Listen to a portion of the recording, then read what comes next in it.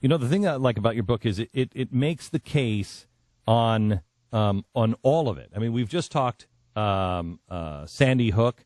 You can talk Hobby Lobby. They're doing it. They did it with Chick-fil-A.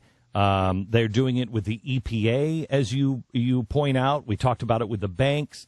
It's race. It's all of it. It is silence people. Silence them, silence them, silence them. Make them afraid. Yep. I mean, Glenn, look at what the best example of it is what they tried to do to you, right? I mean, if you take a look at what Media Matters, the David Brock organization, has been doing for years, what they do is they sit there at the behest of the federal government, at the behest of the White House. I mean, they have weekly meetings with the White House.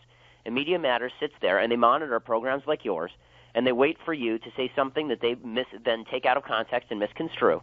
And then they use it to launch boycotts against advertisers, trying to destroy advertisers' business based on false constructions of what people like you say. And that's specifically designed to get you to shut up. I mean, that's what they want to do.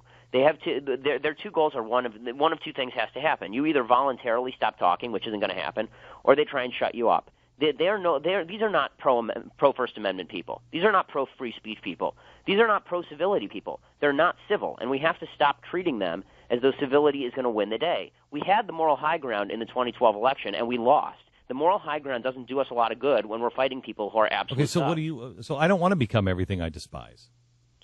I don't think that we have to become everything we despise, but I do think that there is a Geneva Convention with regard to civility. I think that civility is like the Geneva Convention. If you operate in uniform, then the Geneva Conventions cover you. If you operate out of uniform, if you're a terrorist, the Geneva Conventions don't cover you. Right? If you look at civility, it's sort of the same way. If you operate within the bounds of, look, we all want to get the right thing done for the American people. We're just trying to figure out the best way to get there. That's a civil conversation we can all have. If it turns into them screaming at you that you're a racist, you sitting there defending yourself, I'm not a racist, and let's discuss policy, that's not going to help. That's a good recipe for losing. I'm writing down the Geneva Convention for civility. Mm-hmm. I think we should develop that. I think that is absolutely. In other words, we're stealing your idea, Ben.